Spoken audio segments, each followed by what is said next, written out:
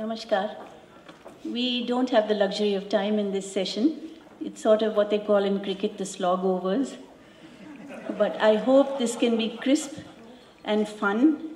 And lifestyle perhaps gives a little impression of being an easygoing sort of word. But I think what it implies in the subject of this afternoon's discussion is something far more serious, which we have to look at situations that are arising not only in India but all over the world, and understand how far is lifestyle an individual choice, how far is it social compunction, social pressures, social choices, cultural practices from habit or from preference, and how far does that lead us, particularly in a society where I don't know how many of you have read Richard Lanoy's The Speaking Tree. It's one of the most interesting treatises on Indian culture within its socio-economic situation. And it spans half a century or more. And when you read it, you feel as if you're reading about India in its present day. Where what he says is that the extreme poverty, which we heard of yesterday, is the largest number in India. When you want to change that situation, you cannot but bring about modernity. How you bring it about is the point.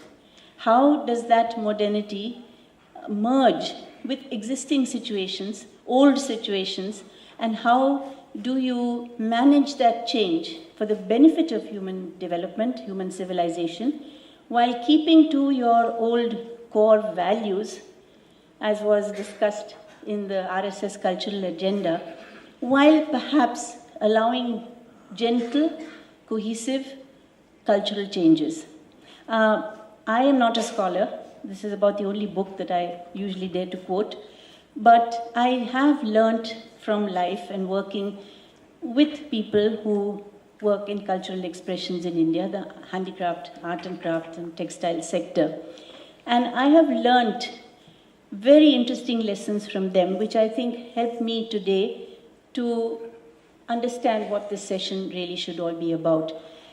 In the 1980s, when I started working in Kutch with women who did embroidery, their entire dress, their embroidery style, the colors they wore, was their identity.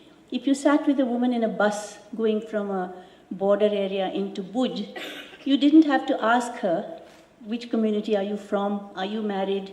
Because her dress, the way her choli was cut, the color of her veil, and the style of her embroidery would already tell you that. So identity has an important place.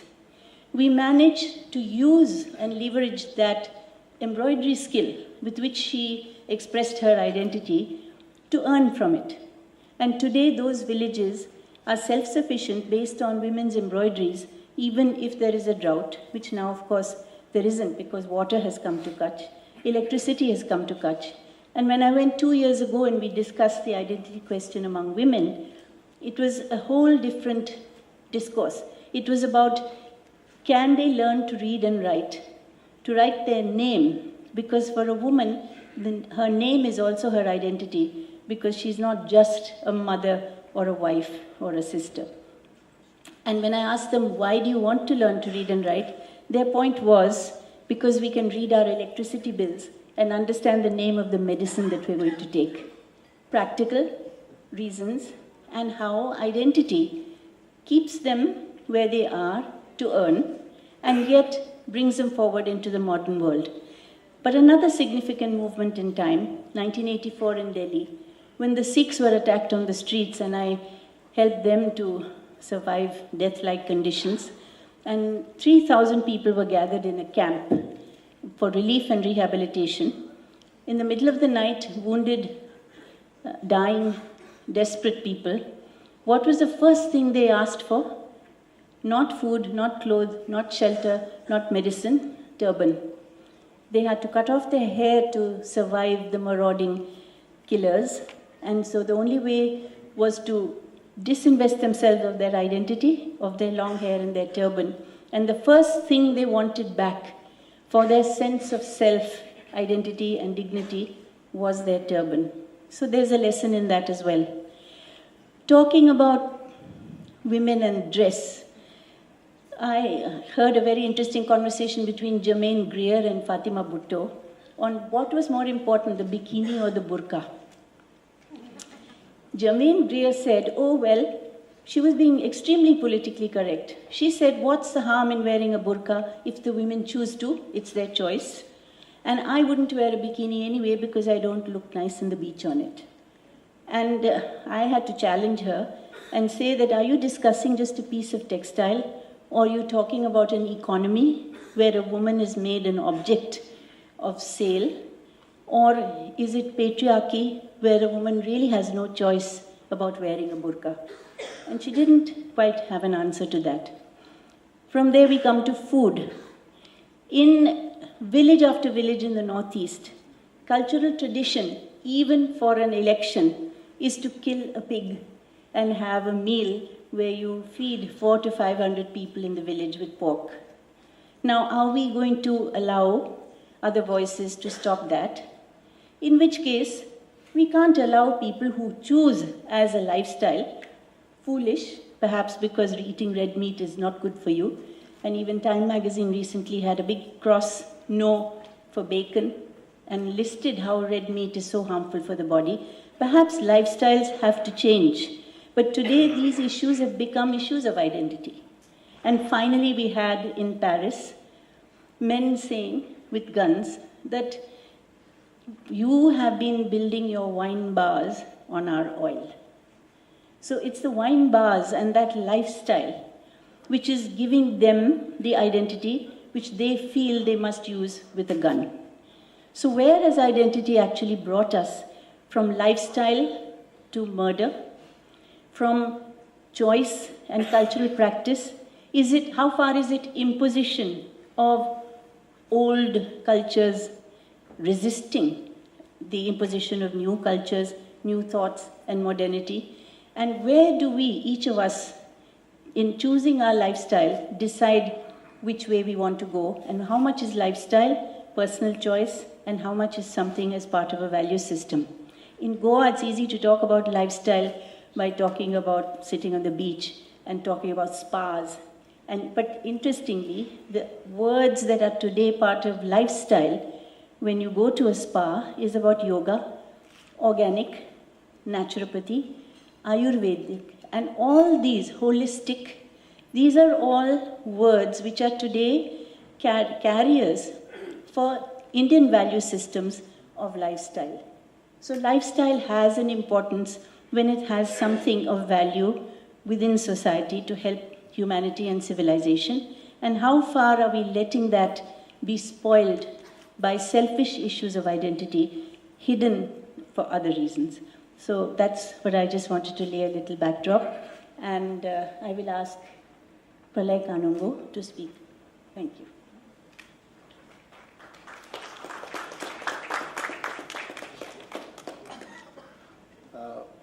First of all, I thank the organizers for inviting me to this conference, conclave. Well, a lot of things have been said on identity issues, civilization. I think that instead of giving a prepared lecture, I will respond to where the chairperson has just left.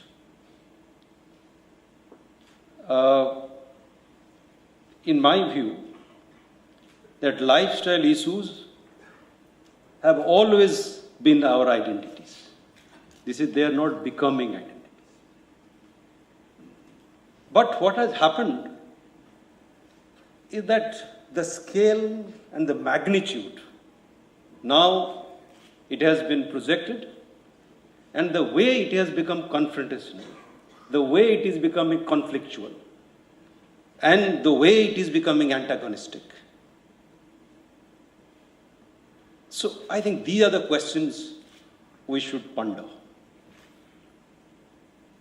Say, for instance, in our tradition, we have Digambaras and Shwetambaras, different identities, different ideas how to clothe yourself. As you said, I think clothing is very important identity marker, and none other than the chairperson gives a statement through her clothes, through her sari. If I take your permission to say this. That, what is style? One understanding of style is that style is the man or the woman himself or herself. See, herself represents, she is the style. That very idea of Joya Jetli with a sari, particular kind of sari, represents a kind of identity. And, well, it is a trademark, it is a statement, it is her distinctive identity. So style is man or woman herself or himself. I think if we go further, she is just not making a statement, she is also making a statement to the outside world, in the public sphere, in the public domain, to all of us. I mean, when I see her, I see that she is conveying certain things. So style is just not the man or woman herself or himself, style is also the person who you speak to. In fact, when I look at her, when I see this style, then I think that she is communicating certain things. And I would respond to that. And this communication is very important, that she told about that these saris are Dastakar saris. She represents Delhi Haat. She is wearing saris which are handwoven. And perhaps this is not the style, this is not the person, this is not the statement, this is not simply we are communicating, it also symbolizes or informs about her life philosophy. This life philosophy is that she is concerned about a community, a tradition which is becoming extinct, or perhaps she thinks that it may be extinct. They need protection, they need preservation, the heritage must be preserved, protected and promoted. I think that is behind the idea. I mean, I have never interacted with you, I'm just simply, thinking, analyzing exactly what is your life philosophy and how it is linked to the style. So when we talk of identity, we talk a lot about civilization. I wanted to talk about Huntington and all that. Well, this identity, this expression, you can say personal expression, and it is also expression before a community. And when we talk of culture, it's a cultural expression. And this cultural expression, when we talk of culture, sometimes we use it as a noun and sometimes we use it as a verb. Dattaji in the morning very clearly made in a simple way, talked about it. When we make it noun means we talk about essential dimensions of culture, that culture is unchanging, culture is fixed. I think he gave a message that culture is not really fixed in that sense. Culture also is changing. Because culture is also verb, what we do today is also talk about our culture. If we say that, okay, we did it 5,000 years ago, I think people would not believe it. Even they believe, they would have question mark. So we have to also clearly give the signal with the changing time that, how the culture was, how it is changing and what we represent. Now the question is that, I have 5 minutes more, I think that's just, yeah. Okay. So the question is that I take this debate forward, that when Ms. Joya Jetli wearing a particular sari, making a statement as concern for the community, does it mean that she will impose sari wearing on the entire population of India? How does it take it when young kids with genes will come and would like to express their identity through a new kind of dress code? Will she just tell them that we ban it, we just make another law? Perhaps you won't. Perhaps you will not. And I think Indian society has not done that. If we had done it, then it would have been like any other society. We have always respected diversity. It took time to accept. It took time to negotiate with these changes. But we have gradually, if I see from my childhood, in those days, the college days, you can see that 90% of girls were wearing saris. Then it came to other kinds of dress code. Now it is coming to another code. That means over the span of 30 years, you can see the changes, that is taking place in our society. So in millennia, you can see that how these changes have taken place and how we have accepted, adopted, and, made them a kind of new cultural expression. I think the idea of civilization, why Indian civilization is distinct, because it does not simply recognize this diversity. It has also allowed a kind of free expression and free play of these identities. And now the question is that 2 more points I'll just give it. You talked very important questions you raised about food. I just give one example because you asked me to give examples. So that one example is very important that in the United States, I went to a friend of mine and his wife took me to a Bangladeshi engineer's house, Muslim. That day, I was offered food. And that food was purely vegetarian food. Being from coastal Odisha, I asked him that where is fish? I thought that I'm coming to a Bangladeshi house, I'll get fish, curry or something. He said, look, I did not make any fish or non-vegetarian food for you because Bhabiji, that my friend's wife, it is Tuesday and she does not take any non-vegetarian food. I was amazed. I was completely amazed. In this context, I'm just giving this example. That struck me what kind of respect he has for us. You thinking that, this is a day and I would not really do it. What I'm saying, that what had happened now, it is becoming confrontational. We knew people are eating different kind of food habits in the family. Outside, we made kind of, negotiated with them, accepted them, accommodated them. But now what had happened, you are making a public demonstration of your food habit, saying that, look, if you are saying no, you are not eating, what we do is that we will make a kind of, public event. So, all of a sudden, you find beef eating has become a public event. Well, people were people were eating, people had respect, people knew that, like some person doesn't eat. I think the whole idea of Indian civilization or civility, yesterday, actually very important part, this other aspect of civility, oppositional dimension is barbarism, uncivility. So when I talk of civility or civilization, I must respect, I shouldn't do it. Or somebody is worshipping Durga, I see it, all of a sudden you invent another god saying that, look, Mahishasur is not exactly a demon and what we do is that we celebrate him.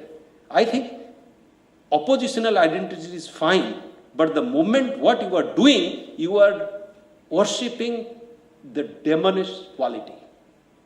That's where I think the problem arises. That I think we should be careful while talking of these identities and how they should really negotiate, how they should respect each other, and what can be done. Well, I don't have any prescription. I think that, first of all, we have been talking all along, that let us follow certain rule of law as far as the state is concerned. The state has to be, I am not saying that, that is also again made in the morning session very interestingly, that we are not talking of uniformity, right? But there should be a uniform law in the sense that it recognizes all communities, talks, a kind of parity, and also anybody who is actually disrespecting that kind of law, they must be treated at par. And while saying so, I'm not saying, it's not against any community, but I am saying that is the way the civilized state has actually run all over the world. Let us not really, whatever mistakes we have done, let us also introspect, let us also try and see that, how it is actually restored. Okay, I stop here. I'm sorry I exceeded my time. Thank you.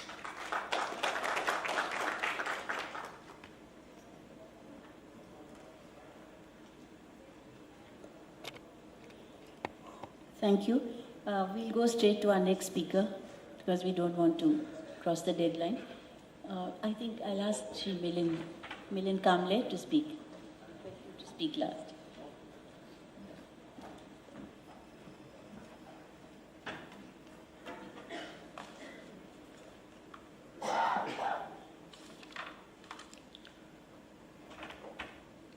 Distinguished panel, session chair Jayaji, Vinayji and Pralayji, and respected guests, distinguished persons, ladies and gentlemen. Now, today's session is a very important. The lifestyle is becoming question.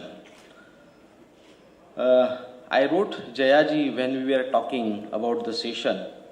I will discuss on Dalit lifestyles in the country, and that is based on our research which we conducted in 2007 with the help of University of Pennsylvania, Department of Kasi. Kasi is a Center for Advanced Study for India, headed by Professor Devesh Kapoor, and my colleagues in my organization, Dicky, Mr. Chandrabhan Prasad, who is a columnist and a thinker, Dalit writer, and Mr. Shyam Babu. We have conducted one study and survey in Uttar Pradesh in 2 blocks, one in eastern UP, which is Azamgarh, and one is western UP, Bulandshahr. In these 2 districts, we conducted almost covered the complete district, 20,000 households. Means it is a complete census. We have done it of both district, 20,000 and 20,000. And on that survey, we have come to the conclusion that how the lifestyle of Dalits in India is changing. The change in lifestyle of Dalit in India, it means Dalit are entering in caste neutral practices. This is very important factor, and lifestyle changes can only be understood in comparative perspective, presenting us with 2 alternatives. One, comparing with lifestyle of non-Dalits or with their past. So we choose here to compare lifestyle of Dalit in their past, not with non-Dalits, because the time it come to compare with a non-Dalit of a Dalit lifestyle. This is one thing. I am standing in front of you. I am not a professor or a researcher. I am an entrepreneur. I am a businessman. I am standing here and interacting with you. This is credit goes to post 1990s economic liberalization. That's why thousands and thousands of Dalit people came into the businesses, and now you might know the name called Dicky, Dalit Indian Chamber of Commerce and Industry, and I am heading it. And I'm standing in front of due to the post-liberalization this thing. The first point I want to make here, the changes in asset ownership of scheduled caste and scheduled tribes in these 2 districts. We have carried the study, which is the eastern block, which is Azamgarh, and western block, which is Bulandshahr. you can see on the screen that how the Pakka houses were in 1990 were 18% and now in 2007 64%. TV sets, basic phone, mobile, pressure cookers, fans, use firewood for fuel, bicycle and motorcycle. This is a significant change in post 1990, which is after 17 years. In 2007 means 16%, 22%. These are the figure tells how the assets of ownership is changing in the scheduled caste and scheduled tribe people in the country. Next. We'll see the next point, which is changing in grooming practices, which is very interesting. Using toothpaste, which you are looking on the screen, how it is 1990 only 2.2% and 2.9% people use the toothpaste, and now 53% and 82% people use the toothpaste. This is a big change. Use of shampoo, use of bottle hair oil, use of none of these three, or slippers in public. Woman wears petticoats. This is very important thing. How it is a change. There were 90% they do not use. Now 98% they use. Likewise, these are the changes are happening as far as the grooming practices is concerned. The next one, the changes in the eating habit. Because why I am telling, it is related to the caste. Which caste people should eat which type of food. Means Dalit people normally eat in the country broken rice, millets, leftover, and all these was the food. Yes, of course, there was a food hierarchy in the country, but post-liberalization, it is changing very fast, which is on the screen we are looking how fast. Does not eat broken rice, 46%, and these are the all things. Chutney and roti for lunch, poha or drink cane juice in winter. Likewise, the table 4 shows the shift of eating habits among Dalits. Some foods with low social markers, which were the community's main source of calories, have particularly disappeared, and now and new elements such as spices and vegetables have appeared. Another example are drinks made of either sugar cane or in winter or from hardened molasses or a jaggery juice. So likewise, these were the food habits and styles. They are changing very fast in the Dalit community, which is a very significant and which is a commendable. The next one, changes in social occasions within the community.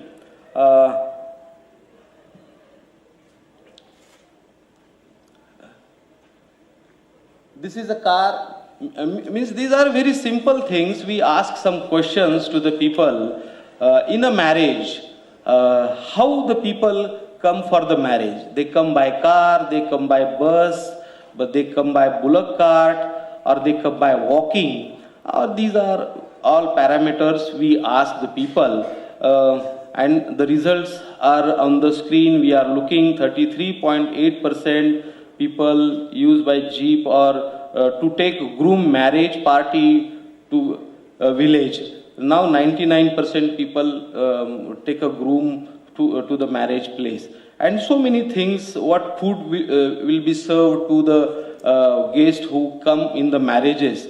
So this is a very big change is coming, which is we are watching on the screen. And this is a very good the lifestyle of a Dalit in the India is changing very fastly.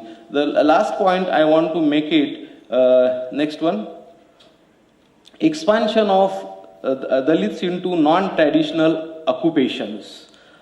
This is a very important in which the migration to the urban cities, which was 14.5% in 1990, now 36% increase in the migration. Depend on businesses, it was 4%, in 2007 it was 11%, and in a Western bloc it is a higher, 36.7%. Government jobs, only 7% people were depend on the government job, and in the factory and businesses, the more than that people now they are dependent. Sharecropping and other things which are very interesting. We asked the people, and now very interesting results and facts are coming out that very sharply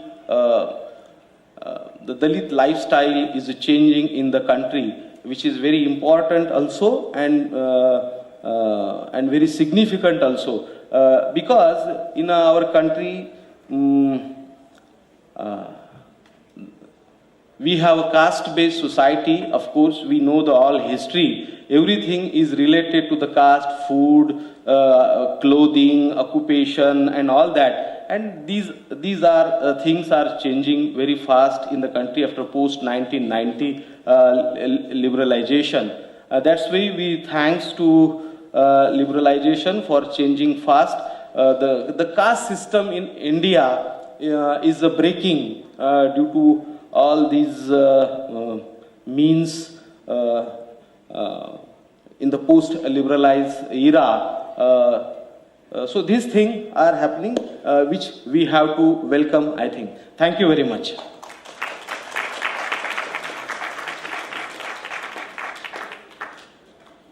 Thank you. The interesting situation is with tribals. The tribal community, normally the women, since Milind referred to change of dress and wearing petticoats, tribal women don't wear blouses. But when they change their cultural context, or when missionaries go in and teach them a different way of thinking or different set of morals, in quotes, they're made to wear blouses. And in the West, the fashion and modernity and so-called progress is to not wear blouses, but then that gets into a market commodification of women. So how much do these things matter according to cultural context?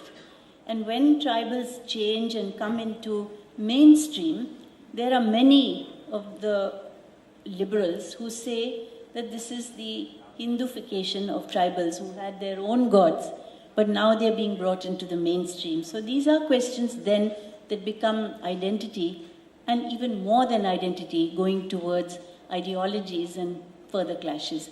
Now I would ask Dr. Vinay Sahasrabudhe.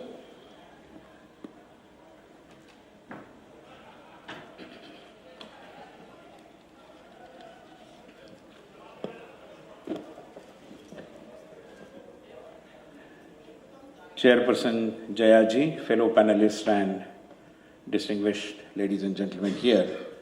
I don't know whether it is by design or otherwise, but in a post-lunch session, and that to a pre-valedictory session, we are discussing identity, perhaps to remind us that the question remains who we are and what exactly we are up to.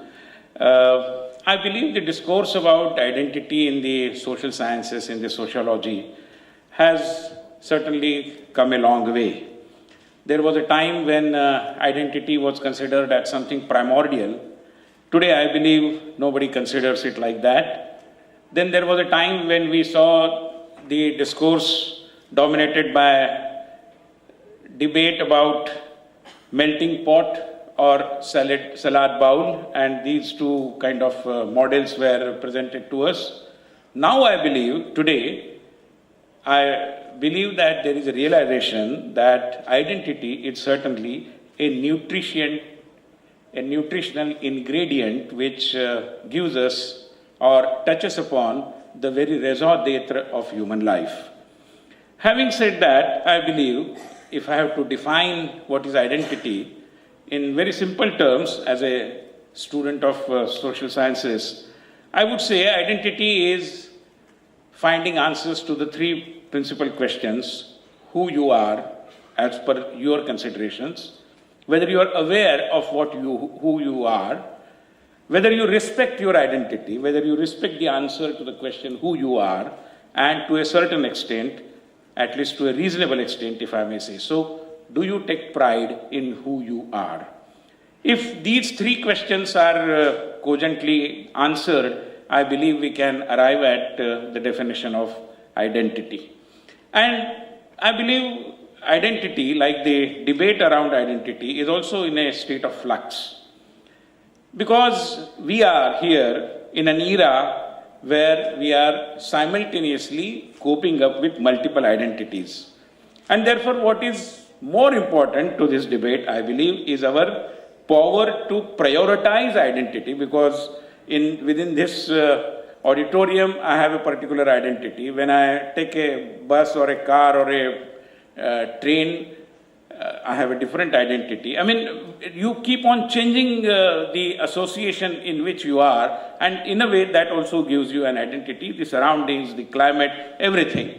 And therefore, your power to prioritize identity and also your ability to accommodate different identities is going to take us to the real question of identity and how do we sustain multiple identities.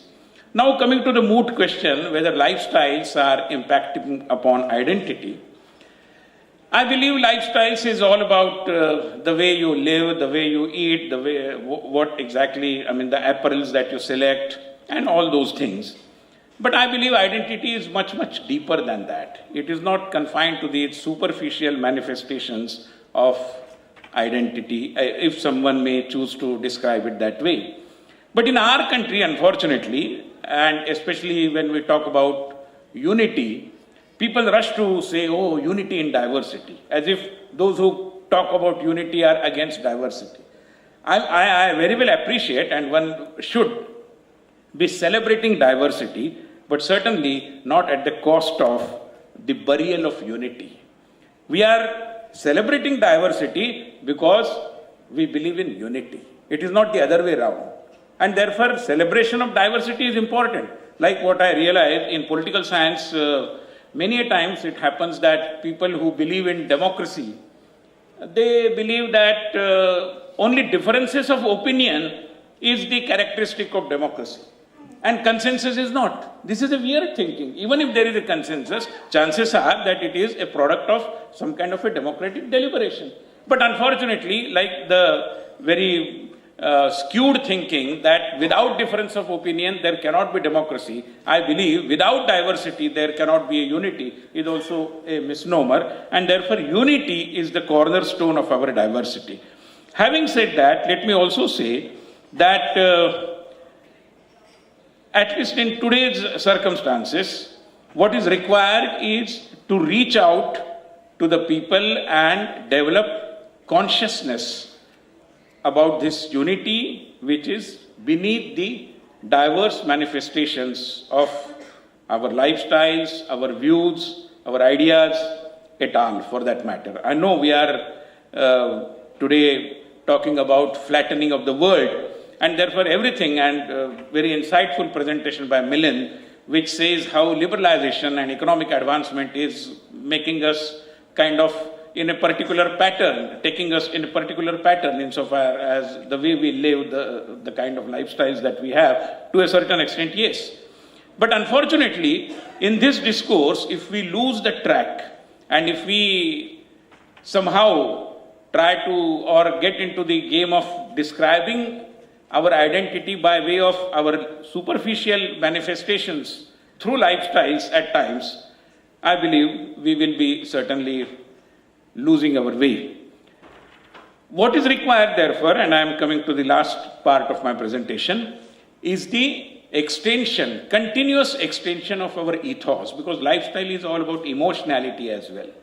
And therefore, if we continue to expand and extend our ethos, then I believe we will have that composite kind of consciousness of different identities which are giving us a kind of unified portrayal of our society, of our culture and all those things. But unfortunately, again, for example, I vividly remember some 20 years before, there used to be an advertisement unmistakably appearing in the print media in various newspapers. It's a government advertisement appearing unmistakably on 15th August and 26th January with the title, Hum Sab Ek Hai. And three pictures, three figures of human beings, men of course. एक दिखाते थे कि जिसको दाढ़ी है, फर cap डाली हुई है, टू पोर्ट्रे कि ही इज ए मुस्लिम. दूसरा दिखाते थे कि जिसके गले में वो क्रॉस वगैरह है, थोड़ा सा एडवांस सूट टाई वगैरह पहना हुआ, to make you believe that he is a Christian. और तीसरा बताते थे जो शिखा रखने वाला है और यहाँ पर चंदन वगैरह लगाया हुआ है, टू से कि ही इज ए हिंदू. अभी मुझे बताइए कि are all Hindus, I mean, we come across in this particular fashion, and for that matter, even Muslims and Christians, certainly not. But that is the skewed way of presenting. मतलब पहले ये बताओ कि we are diverse, and then talk of unity. This, I believe, is a very lopsided thinking, and we had to do away with it. And the things are changing. मतलब in good old days, in Maharashtra, for example, Marathi cinema used to be all about tamasha, for that matter. Nowadays, because there was a yearning for those rural days, एक nostalgia था. अभी rural लोगों को भी, and we are witnessing there is a change in the rural demography also, and there are more non-resident villagers than villagers. ऐसी स्थिति में लोगों को अर्बनाइजेशन की एक आस लगी हुई है. ऐसी स्थिति में अभी महाराष्ट्र का सिनेमा तमाशा की बात नहीं करता. This is very important. I mean, if these are the reflections of the changing milieu and the changing social and cultural situation, I believe this is important. Secondly, visibility जो है, जो बहुत परिणाम करती है. और I vividly remember when I was in Vidyarthi Parishad, we used to take the students of Northeast to various parts, and we also used to visit. तो Northeast के छात्रों के बारे में हमने एक छोटी सी फिल्म बनाई थी, and we had it screened in Nicobar Island. Now in Andaman and Nicobar, Nicobaris are much of with a Mongoloid features. तो वो देखने के बाद स्कूल के छात्रों को पूछा गया कि आपको कैसे लगा, and PAT came the response, हमारा जैसा लोग भी देश में रहता है, ये जानकर बड़ा अच्छा लगा. This is what is required. There was a suggestion coming from some North East experts कि जब तक हम राम और कृष्ण को मंगोलाइड फीचर्स में प्रेजेंट नहीं करेंगे, परहैप्स यूनिटी एंड डाइवर्सिटी की बात बहुत अच्छे तरीके से नॉर्थ ईस्ट में नहीं पहुंचा पाएंगे. I believe there is a point. और इसलिए विजिबिलिटी का महत्व है, मगर उसकी मर्यादा भी समझनी चाहिए. आज की दुनिया में ऐसा है कि किसी को आप युवाओं को बताए, लड़के को घर में मैं बताता था कि फलाना फलाना बहुत अच्छा सामाजिक कार्य करता है, तो उसने कहा मैंने गूगल किया, वो फेसबुक पे तो है नहीं. तो मतलब फेसबुक पे नहीं होना यानी दुनिया में नहीं होना, इस तरह की एक इक्वेशन में आज हम जी रहे हैं.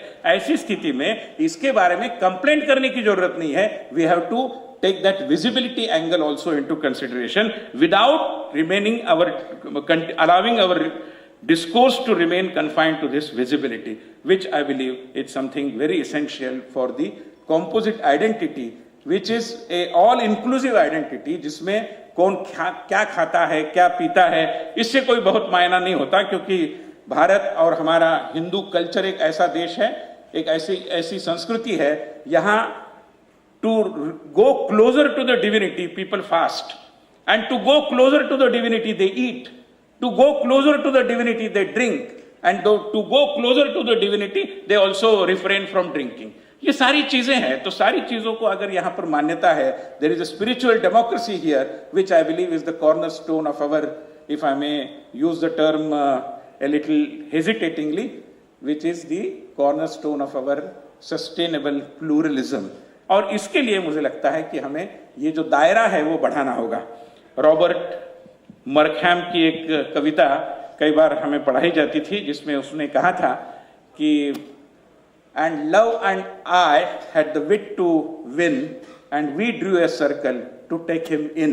सबको साथ में लेकर अगर एक वाकई में हमारे अनुभव का जो हिस्सा बन पाएगी, विजिबिलिटी से जिसका परिचय होगा, ऐसी सामूहिक आइडेंटिटी अगर हम बना पाएंगे तो I believe identity questions will not bother us any further. Thank you very much.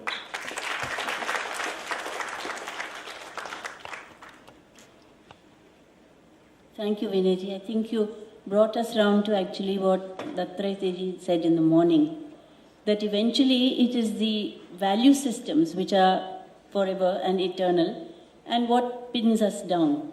I'd like to open this up now to the audience because we have about 7 minutes.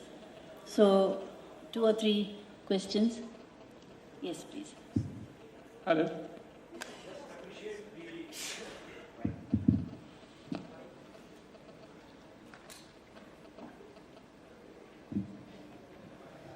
Milinji, it is remarkable for a Dalit to be here, became an entrepreneur and constituted an institute or the Chamber of Commerce and Industry for Dalit. It is remarkable. When Valmiki can write Ramayana, it is definitely, we respect you, salute you. The change in the identity and readers discovering. Just tell the kind of change in the youth, Dalit youths for the entrepreneurship in the country. How they feel. They feel proud and what is the kind of trend? The job seekers and the job givers now. Yes, it is our slogan, be job givers, not job seeker. And there is a complete mindset is change of a Dalit youth. If we'll go if you will see the demography of our country, 65% is a youth, which falls into the age group of 18 to 35. Now there is a 30 crore population of scheduled caste in the country. Out of that, 65% means nearly 19 to 20 crore youth population of scheduled caste and scheduled tribe in the country. Now they are forward looking. These youth are on the Facebook, these youth are on the Twitter, these are all on the all social media. And unfortunately, what happened, the Dalit intelligentsia is completely disconnected with this young Dalit youth. Now they are in 1950s only. They are singing the old Dilip Kumar songs, Meri Duniya Ujad Gayi. This is the biggest tragedy in the country.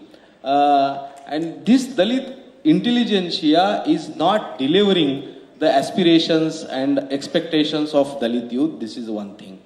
The another thing, to appropriate your question, I will tell you some figures. I'm SSI, I'm running a SSI unit, small scale industry, MSME, micro small enterprises. In our country, after every 5 years, they conduct a census. In 2001, there were 1 crore SSI units in the country, and out of that, 15 lakh SSI units are run by scheduled caste and scheduled tribe. This is 2001. In 2006-07, there was a 4th census, and according to 4th census, there was 3 crore 61 lakh SSI units in the country, and out of that, 50 lakh units are run by scheduled caste and scheduled tribe. Means there are near about 15% population of scheduled caste and scheduled tribe entrepreneurship in the industry. Now, in the previous budget, Mr. Arun Jaitley told in his speech that funding to unfunded, there is a one chapter in the budget.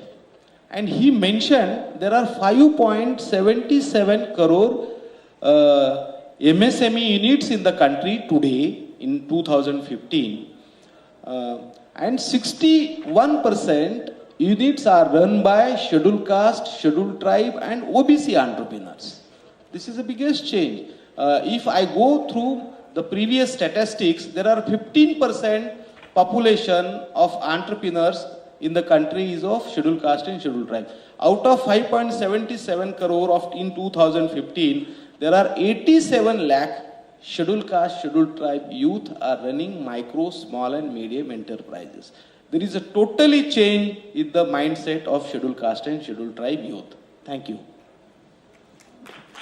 I would just add one line with the permission of the chair, that Dalit literature also has played a great role in evolving some consciousness about the hardships that Dalit has undergone. And therefore, especially in Marathi, Kannada or Hindi, there is a very powerful stream of Dalit literature. And I'm sure 10 years down the line, the new Dalit literature will be talking about the struggle of the entrepreneurs. In fact, I think the biggest message from this is that the identity of victimhood is an identity that needs to be shed.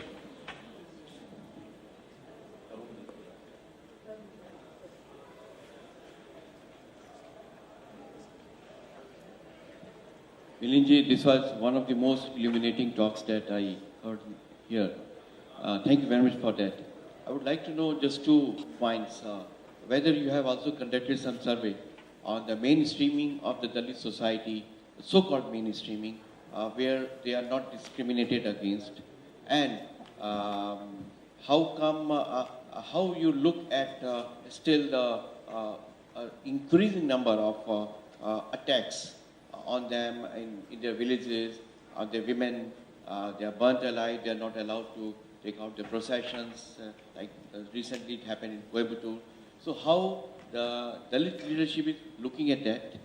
Is there any awareness that because of this entrepreneurship, because of this increasing awareness and education, the incidents of discrimination are also reducing or not? How do you look at it? Thank you. Yes, it is happening in the villages, atrocities on the scheduled caste and scheduled tribe. And nowadays, their reporting system is also changed. I will take it in the way that more of atrocities are happening means there is a fast liberalization is going on, liberation is going on. This is one thing. If you'll see, in 1960s and 70s in the US, there was a civil war between blacks and whites. And after 70s, if you'll find there is a complete mindset change of a government, government and industry and the people and all that, and they immediately accommodated the blacks into the part of capitalism and all that. And the Nixon have given the slogan black capitalism, and all black youth and all that, they have made the part of capitalism. In 1980s, there will be a lot of things happen in this next century, which is we can call it as an economic explosion is happened. So many things is happened. Similarly, the more atrocities is happening means Dalit are liberating from the system. This is not good. Atrocities are happening. We have to look into that, how it should be reduced. Dalit leadership is well aware about it, and they are raising their voices on the different forums and all that. This is happening. Yes, of course. We, as an entrepreneur community, we are also facing a little bit discrimination, but that is a past. When I started my journey, that time I faced the discrimination a little bit on my name itself. The name, my title itself shows I'm from which community. But I want to forget that my past, and I have to look forward. So little bit this thing is there. Yes, please. The back can't see it too well.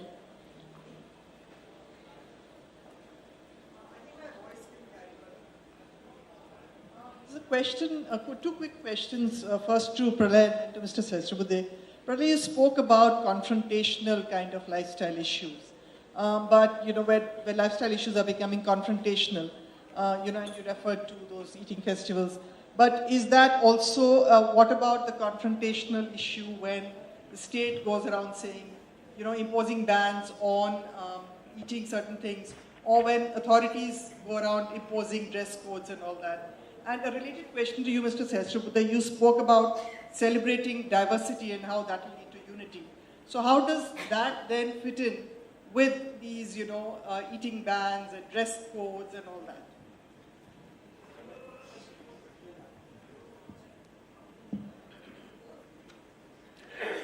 See, nobody is against celebrating diversity. What I was trying to caution was that diversity is important, but unity is perhaps more important, because unity gives you the space for diverse manifestations. If we were not a united society, I don't know what would have happened, as such. And there would have been further fragmentation, which we are already seeing around. And therefore, there has to be a celebration of diversity, but not at the cost of complete denial of the element of unity, which is there at the foundation of all diverse manifestations. That was the limited point I was making. To your other aspect of the question, how do we deal with these bans and all those kinds of things? I believe in our society, even the state structure has been working with the element of accommodation. For example, in Maharashtra, many times when we take out our procession for Ganeshotsav or whatever, when the procession passes through a mosque, we are advised that please don't have all those celebrations, especially people are dancing or some drum beat or other things are going on, then please observe some silence for a while till you are passing through a mosque. So that we observe and we accommodate. Likewise, we have to be sensitive to the sensibilities of the different communities that we have, and that is what I believe is accommodation, or kind of managing different identities while living in a society which is essentially unified.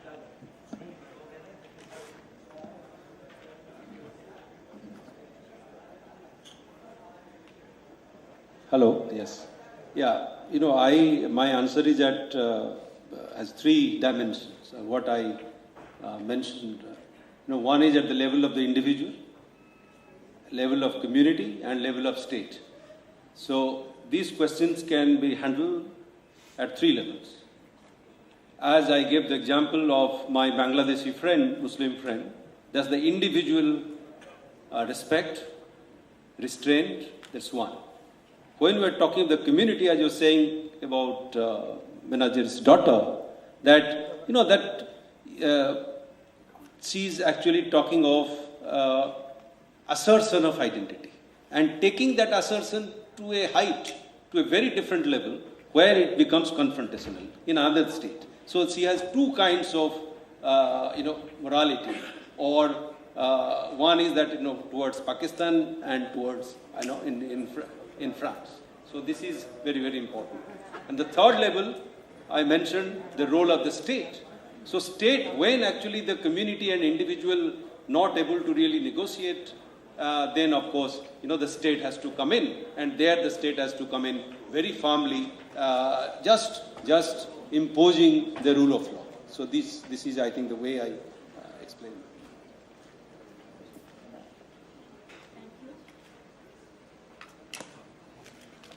We've come to the end of our session, and no, ask question. No. I think I have to close it here to respect and honor the guests who have come from the valedictory session. Our Honorable Governor Saiba is here. So we will close now, and I think if I can have the last word on the conclave itself, it has given us, sometimes with a little bit more energy and sometimes with deep thought and calm, a lot to think of, a lot to interact further. And I hope all of us between now and if we are invited to the next conclave, a lot more thinking, ideas developing, and bringing us towards a society which can learn to live in a cohesive and understanding way. Thank you very much.